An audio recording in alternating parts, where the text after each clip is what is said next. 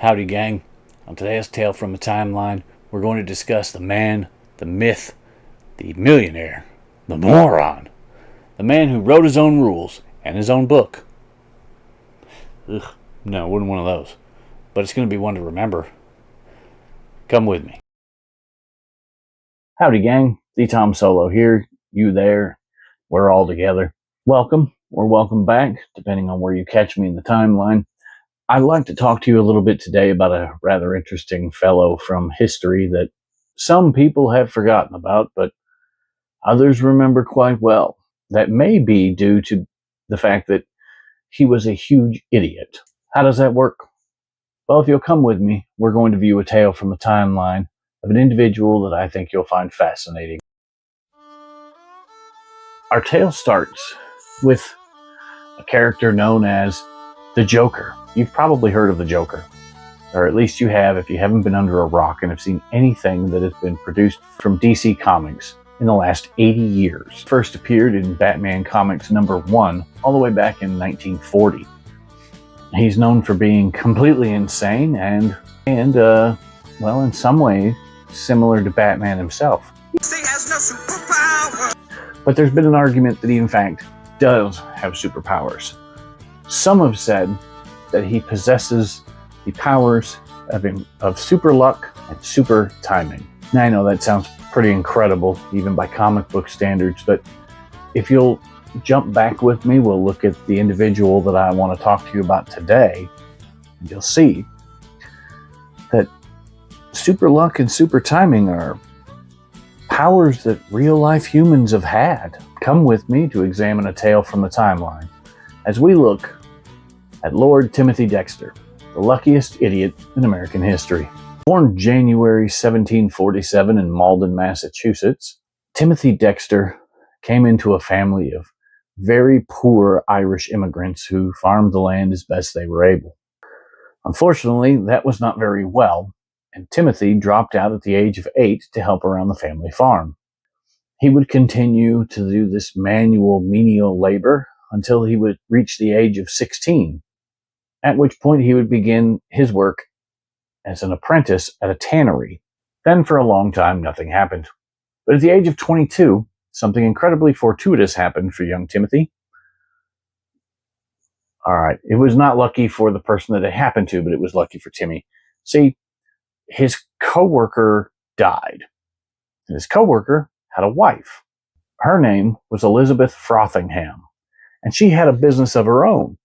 She sold buttons and thimbles and threading and things like that in a small shop in town in Malden.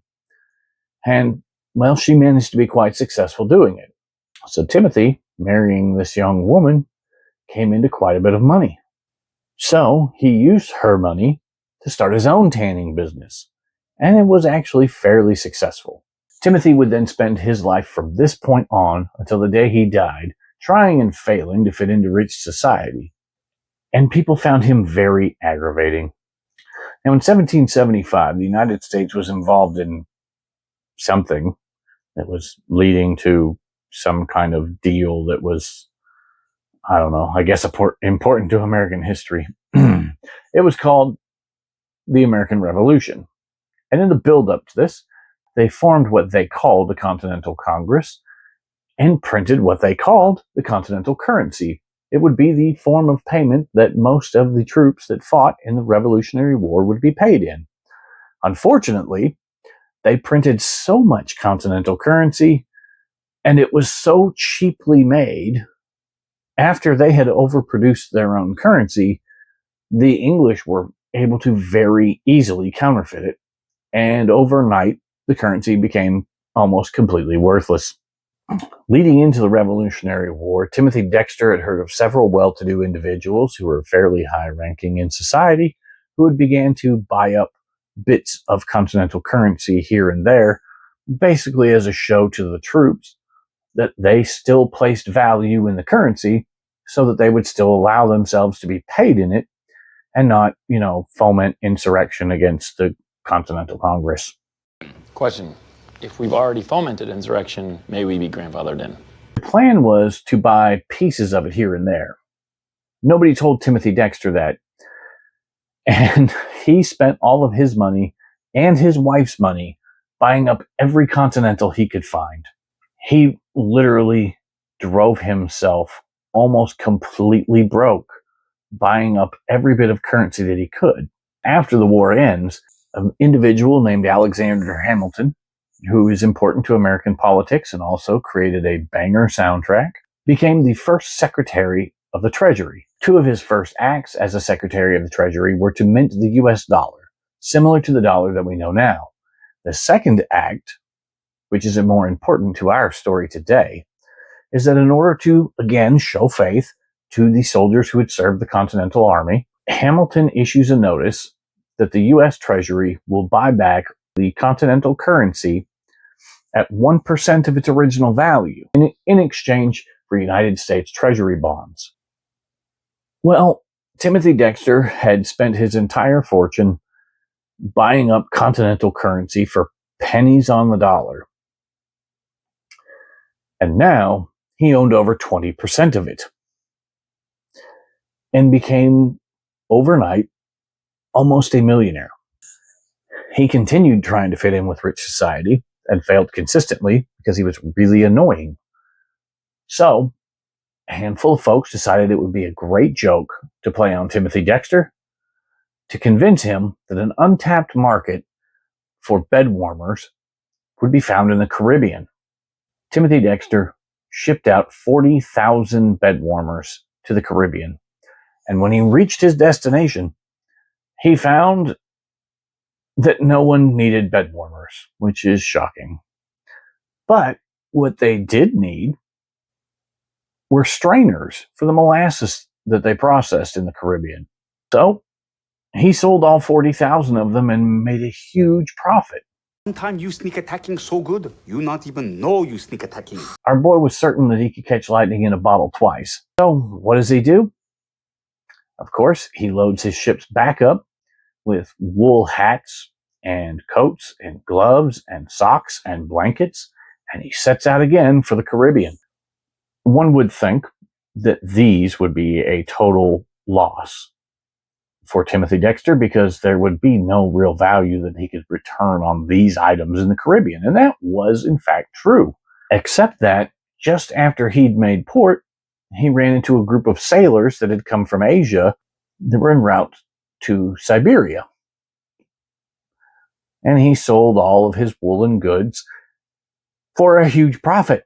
Now, around this time, Timothy Dexter had just about worn out his welcome in Malden, so he and his wife, whom he was terrible to, and we'll get into that a little bit later, they moved from Malden to Newburyport, Massachusetts. There he bought a large plot of land, built a mansion, and a huge garden. In this huge garden, he had a multitude of hand-carved wood statues built of numerous people who he thought were very important to human history.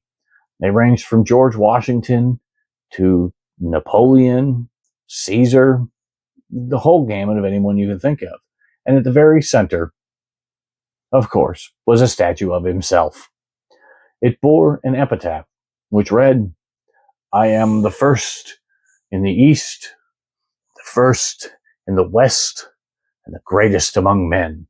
None of those things were true, but he made the statue, he paid for it, so he got to have a say in what was written on it. Fair enough, I guess. After a rather well-off year that saw a bumper crop in Newburyport, Massachusetts, the town was overrun with rats. And then it was overrun with cats chasing the rats, who were basically like wingless bats, who danced on yoga mats and wore fancy straw hats. I don't know, I'll probably edit all that out. It sounds kind of stupid. The cats, after eating all the rats and mice, had nothing to eat, so they just milled around the town looking for a meal. They became a nuisance. Someone convinced Timothy Dexter that he would gain a large bit of popularity if he could help get rid of these nuisance cats. So he began paying the neighborhood children to catch the cats and bring them to him. And he began storing all of the stray cats inside of his mansion. So I guess they were no longer stray cats. They were Timothy Dexter's cats, but that's a lot of cats. When he realized he couldn't sustain this large number of ferocious feral felines, he decided to do what Timothy Dexter always did when he had a lot of a product and not a good idea. He sailed to the Caribbean, and it turns out that the bumper crop that had been had in Massachusetts had also been had in the Caribbean. Where Massachusetts had been overrun with cats, and there were not enough cats in the Caribbean to take care of the mice, until Timmy showed up with this big boat filled with rodent management. So Timmy shows up with a large contingent of rodent population specialists, and he sold them all for a huge profit. Now, somewhere around this time, Timothy Dexter decided that he needed to be given a position of authority in the community. So he wrote to the community leaders consistently, like all the time, like every friggin' day. He wanted a position within the government. He was important and he needed something. Of course, Timothy Dexter at this point had still not learned to read and was fairly pushy, and I have a feeling that the letters probably didn't say much of anything, and it was very difficult to make out. But eventually, the town and the state got the hint. Timothy Dexter wanted a job doing something. So what did they do for him? They made him the informer of deer. And I don't know what that means. I tried to look it up, and there's no actual description for the title, and there's no description of the responsibilities for the title. I don't know if he was supposed to let people know if he saw deer. Deer had not been seen in that portion of Massachusetts in nearly a decade. So I don't know if he was supposed to report them to someone if he saw them, or if he was supposed to tell the deer when he saw them that they weren't supposed to be there, or I don't know. They made up a spot for him. It's government. They do that all the time. Hey, gang. This is Tom from Post. I forgot to include one other story about this guy's idiocy. He had overheard several people making reference to the idiom easy as selling coal in Newcastle, which was basically a way of describing an impossible deed.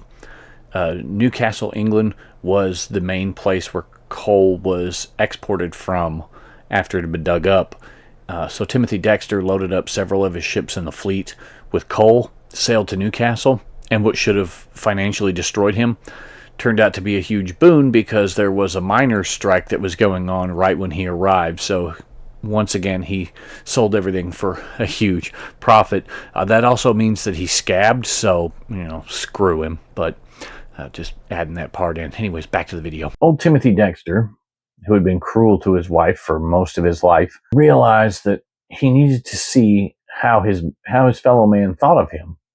So, like any intelligent person, he faked his own death. I don't know why. I think there'd be easier ways to do this, like taking a poll. But he decided to fake his own death and hold the memorial services at his home. 3,000 people showed up. There are no reports on if they were actually mourning, but according to Timothy Dexter, they were. With one noted exception that upset him very much. As I've said a few times, he was terrible to his wife. He was very mean. He ran her down all the time. He told anybody that he could that he didn't like her. Well, go figure. His wife was not crying at his fake funeral that she helped him plan. When she knew that the whole thing was a setup, she wasn't crying for her not dead husband who treated her like crap. When Timothy Dexter, while in hiding at his own funeral, noticed that his wife was not crying and feeling bad for him, he jumped out of his hiding space in full view of his guests and began to beat his wife with his cane. And when several people pointed out, "What are you doing alive at your own funeral?" he simply acted like the whole thing had always been planned as a party for all of his closest friends, and he was very grateful for them to be there, and he began drinking and conversing with several of the people there, and everyone just acted like what they saw did not happen. Nothing wrong with that. Nothing wrong with that. Nothing wrong with that. But this failed funeral made Timmy realize that he needed to do something to be looked on well by his fellow man and to ensure that he would be remembered forever. He sought immortality, and so, like all the greats, he attempted it. He wrote a book, a terrible, terrible book. The book is titled A Pickle for the Knowing Ones, or Plain Truth in a Homespun Dress. This book is 9,000 words long, and it is one sentence. There is no punctuation. It is misspelled everywhere. Some words are capitalized that shouldn't be. Some words aren't capitalized that should be. Sometimes capitalization starts in the middle of a word. It's all over the place. And I will now read you an excerpt so you can enjoy the pain I had to endure while researching this. What is a president? Answer. A king. Bonaparte. The great has as much power as a king, or ought to have, and it is a massy he has for the good of mankind. He has as much power as any king, for great ways back there must be a head somewhere, or the people is lost like wild geese when they loose the gander. Two-legged want a head, if four-legged both, and two-legged fowls. The name of president is to please the people at. That was an absolutely horrendous performance from start to finish. That was a masterpiece of dog shit. There's one more bid to be truly appreciated and remembered for his interestingness. We'll call it that. Timothy Dexter would pay children a quarter every time they referred to him as Lord Timothy Dexter. But if you were an adult, he would give you dinner and wine. On October 23rd, 1806, Lord Timothy Dexter shuffled off this mortal coil. There are no reports to what actually caused his death, but given his history, I would guess it was probably something really fucking stupid. Elizabeth would die a number of years later, and their home was turned into an inn, before later being sold to private owners, and it has stayed in private ownership since then. A number of remodels saw the home change significantly over the years. However, in the 1980s, efforts began to restore the property to its former design. During the 1988 restoration, the curse of Timothy Dexter's idiocy returned. An incident was caused involving paint solvents to remove wallpaper and a blowtorch, because someone thought that was a good idea and accidentally gutted this historic home. In a stroke showing the return of the luck of Timothy Dexter, it turns out the city had the original plans that he had made for the home, so the house was able to be completely rebuilt in its original design and stands to this day, although in private ownership and is not open to tours. Not only is the home still there, the street that the house rests on was changed by the city and is now referred to as Dexter Lane. Not only that, but the man who spent his life handed out money for anything he could think of in an attempt to be fondly remembered by people is now having the area surrounding his house is being developed in order to build low-cost residential housing. The super rich man who screwed everything up and wanted only to be fondly and well remembered, so much so that he began giving away dinner, drinks, and quarters to anyone who would say something nice about him, might have actually figured out how to be remembered forever. Good job, Timmy.